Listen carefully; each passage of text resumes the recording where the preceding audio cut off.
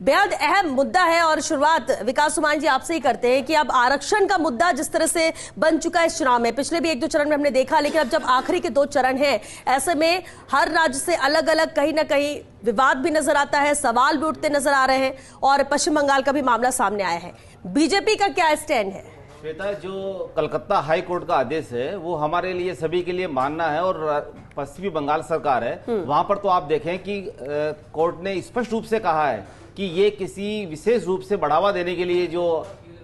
पश्चिमी बंगाल पिछड़ा वर्ग आरक्षण अधिनियम जो है उसकी अवहेलना की गई है, जो 2012 में बनाया गया था। उसमें जो जातियां इन्होंने सम्मिलित की, आप देखें इसमें जो पिछड़ा वर्ग का जो आरक्षण था उसमें 2 कैटेगरी बनाई इन्होंने, ए और बी। ए कैटेगरी में 91 जातियां थी, उसमें से 56 जातियां मुस्लिम थी और बी कैटेगरी में जो मतलब ए कैटेगरी में 81 थी, उसमें से 56 थी और 91 में जो है सेकंड कैटेगरी में उसमें 41 जातियां थी। तो लगभग आप देखें कि जिस तरह से मुस्लिम को एक विशेष रूप से इन्होंने आरक्षण देने का जो कार्य पश्चिम बंगाल की सरकार ने किया और ये निर्णय ये उसके आधार पे है जो प्रधानमंत्री मनमोहन सिंह जी ने 2005 में एक सच्चर कमेटी के लिए कहा और 2006 में वो सच्चर कमेटी बनी। उस सच्चर कमेटी का भी कई जगह विरोध हुआ क्योंकि एक विशेष समुदाय के लिए एक तुष्टीकरण की नीति को बढ़ावा देने के लिए जिस तरह से कार्रवाई की गई, तो लेफ्ट में जब 2010 तक जिस तरह से ओबीसी प्रमाण पत्र पश्चिमी बंगाल सरकार में बांटे गए, वो 5 लाख के लगभग जो आज कलकत्ता हाई कोर्ट ने एक लंबी प्रक्रिया के बाद जब इसका आदेश दिया, तो उस आदेश को भी